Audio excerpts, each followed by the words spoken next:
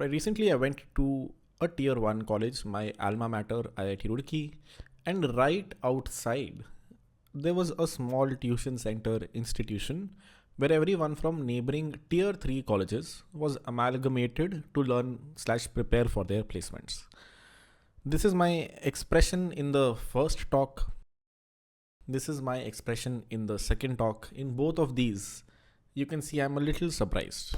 The reason I'm surprised is because the gap that I thought exists between tier 1 and tier 3 seems like it is widening. Now, this is a very small subset of people. I met some of the smartest folks at IIT Roorkee, and this might be a smaller lot of people from tier 3. But I wanted to share what made me surprised in both the cases. What do I think is happening right in one place, and what can the other thing learn from it? Full disclaimers, I have not put these tiers out here. You get the idea. Okay, one is a harder to get college, which means smarter people are there conventionally who have performed well at IITs, and the other one has the rest of the people. I'm going to say some very weird, raw, controversial things that I think are happening. But don't shoot the messenger. I think these are happening, and irrespective of whether you feel good or bad about them, they will keep on happening. I'm just trying to put out a message here. Let's get into the video. So firstly, I visited this institute. They had like 250 people from tier 2, tier 3 colleges around Roorkee that came together very close to IIT Roorkee campus to learn about data structures and algorithms, basically prepare for placements this year. And when I reached there, the first astonishing point, the first thing that I asked was, how many of you know what Y Combinator is? Not a lot of hands rose. This is in stark difference with what happened at the IIT, but we'll get there. Number two, I asked how many of you know me / have seen me. I've asked this question many times. I don't expect anyone to know me, but generally the number is fairly high if I'm ever going to a college. Here it was like 20% of the hands that rose. I always thought, primarily this audience who really wants to hustle, or my YouTube channel is being followed by people in tier 3. But I think that is not the case. I think the opposite is true. I don't know what the case for that is. It could be because this is primarily an English channel. This is a difficult channel, slightly less beginner friendly channel. We talk more about remote jobs, less about on-site jobs. Whatever the reason is, this made me a little anxious. Okay, what exactly is happening here? And these were things that were very obvious to me when I was in college. And after that, my questions that followed were all around, okay, do you guys know this? Have you guys heard of that? And most of the answers were disappointing. Now, this doesn't mean it's the fault of the student. I'm just giving you an idea of the vibe that I got as I visited these folks first. Then I went on campus. I met a few juniors of mine from a lab called SDS Labs. And here, as soon as I entered, the aura was a little different. To kick things off, IITs have better infrastructure. The room was slightly better. This room was only for, let's say, 12 people versus on the other place, it wasn't the best room. And also there were like 250 people crammed up in a small space. I don't think these matter at all. But this is too much up in the air. Let me talk about some actionable things that I myself learned from my juniors. कि अच्छा ये भी हो रहा है अब campus में. Even this is happening inside the IIT Roorkee campus. कि people have become this smart. When I was in college, the first money that I won from GSOC, I did not invest in Bitcoin. If I would have, that would have been a good investment. But people today are smart. There is a blockchain society in itself in the campus. People from the first year have, reached world finals or, have done very well in regionals, one of these two. This was one of the things that surprised me in this video over here. Okay, first year students who had never coded before are now, directly going for world finals or something along those lines. But here is a list of things that I think are different in both the places. Number one, what are the same things? There is outdated syllabus in both the places. No one is learning anything from their teachers. I actually don't know if this is true for a tier 3 college. I would assume this is true.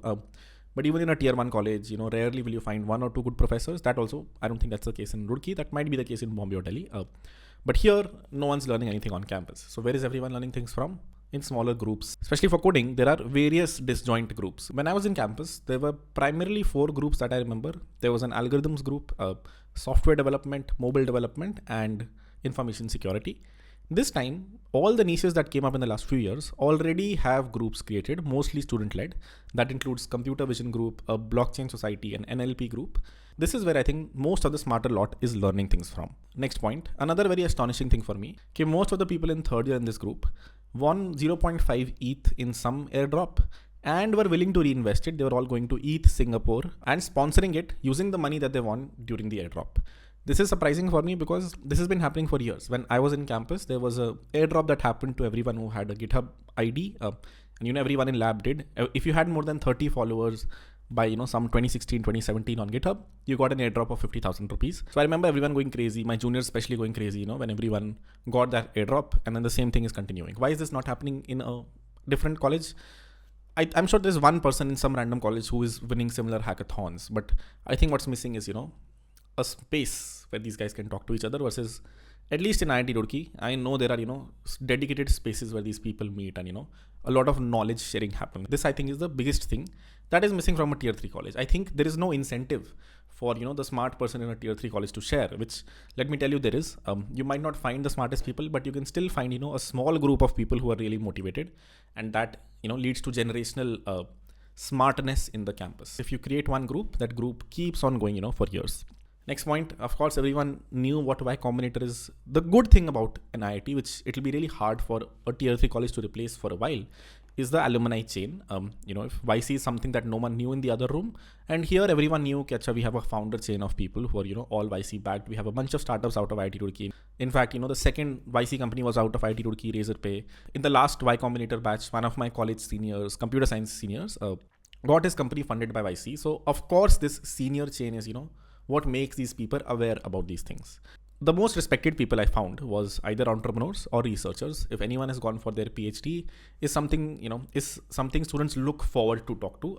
Everyone was, asking about, do you remember Foxtrot, who is one of our college seniors who went to do PhD in information security, a bunch of people who did PhDs in ML. These are the, respected folks. And since you see them sort of put out a lot of research papers, perform really well in CTFs, after they've gone for their PhDs, they become the more respected people and the people they want to talk to. And thankfully, they're also willing to give back and, very connected back to juniors on campus. In fact, they told me recently, they did a hackathon that was funded by, super seniors of mine, some of the early people at Razorpay, which, it's been almost 10 years that they've graduated, but still they're in touch with this lab and, making sure they have something to look forward to, some prizes to win and some motivation to do a hackathon. Lastly, and this might be something that will be extremely hard to replicate in a tier 3 college, was sense of security. Most of these people did not care about internships. Now, this could be because they already have internships, or they know, okay, bhai, we are from IIT Roorkee, so, we will get somewhere. But generally, my advice to them also, which, you will hear right after this, was, one thing I regret from being on campus was I spent 6 months lead coding for that campus placement. This was advice that my seniors gave to me as well. I did not take it, which was, don't prepare for campus placements. Most of them did not.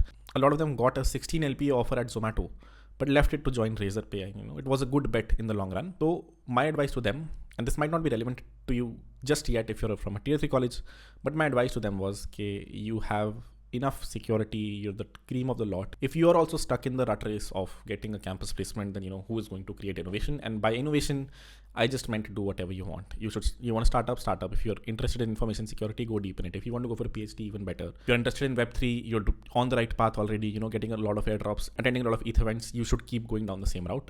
I think the good thing about 4 years on campus is you get to explore a lot, and you might not have a similar opportunity in a tier 3 college because, you're scrambling and extremely worried about where will I get my next internship from. So my advice over here would be find that first internship offer, have that back off. A lot of people in the cohort have already. And the biggest thing it has given them is not 40,000 rupees a month that they're getting. The biggest thing it's given them is a fallback. Worst case is this. Now let me prepare for the best case. You get that fallback automatically in a tier 1 college. And I think most other outcomes are just a forcing function of that. Since you have such a good cushy fallback, you can, try for 10x outcomes. So if you want a similar outcome, basically, I think one prerequisite is to quickly hash out an internship that might convert into a PPO and go from there. Then try the same things that these folks are. I think the world always moves towards an optimal. I think we all know there are very unoptimal things in the world. For example, taxes are extremely high in India. You don't get the return for it. People that are being taxed are job people versus, business people rarely get taxed. Agricultural people make a lot of money, get tax zero. Most government jobs, people are not making money from their jobs, but other places, trust me, I know. I did an event in Delhi recently. I know the amount we had to pay officially and unofficially. There's a lot of black money when you're buying a house. It's a known truth. Even the government knows it. Whenever a transaction is happening in real estate, half of the money is white, half of the money is black. These are all unsaid rules of the country. And I think the biggest rule here, which everyone knows, is you're not learning anything from a college. You're probably learning everything from a group. I think anything you need to get an internship, a job, which is the motivation for most people, at least it was for me. I did not join a computer science degree in IIT for research or had any interest in computer science. I just knew it led to a job, which is why I joined it. I feel for most people that is the case. And I think you can, in 1.5 years, have enough knowledge to be able to contribute to a company. If you're focusing on that, outcomes, providing value to a company, them respecting you for their work. I think this is the optimal. I think we already know, okay, the days where bulk hiring was happening on no criteria, or superficial criterias like DSA, let's say, are sort of behind us. Companies are hiring cautiously and they will hire, if you can provide value, or, even if they don't hire the person who's ready to provide value on day zero, who will they hire? Either hiring will stop completely, or if it is happening, it will happen in a very optimal fashion. For you, the advice is, if you're from a tier one, you have good fallbacks, make sure you're making the most of, the pedestal that you're at. The pedestal being you have a decent fallback in the worst case if things don't work out. In case of a tier 3, try to quickly create that fallback. If you have that fallback of an internship or PPO, your life becomes much smoother. You can chill like most IT people do, or you can spend the rest of your college life for bigger outcomes. What do I mean by bigger outcomes? Could be anything: entrepreneurship, going to the US, remote job, going to a different country, finding, a niche company to apply to that's performing really well, whatever that outcome is, which is, not a simple 9 to 5, or, whatever, you get the idea. You can focus on that only if you have a clear backup. And if you don't, it's a anxious situation to be in. I felt a lot of anxiety when I was in the tuition center because, the questions were fairly simple. Okay, sir, rarely a company is coming. If it is coming now, it's asking me ASP.NET versus I'm learning DSA. So, what should I focus on? It's like 10 different things you have to do. Everyone's telling you have to do DSA, but randomly a PHP company came and asked you PHP. So what will you do? You were preparing for the wrong thing. How many things can you prepare for in the last 6 months before, you have to get a job so that your family, doesn't feel bad that you've graduated without a job.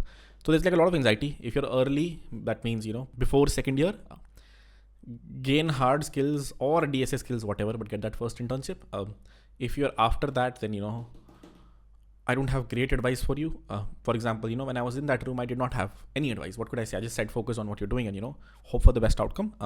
But if you're early, then, try to quickly have a backup outcome before you start to prepare for bigger things. All right. I think that's all I had for this one. I'll see you guys in the next one. Bye-bye.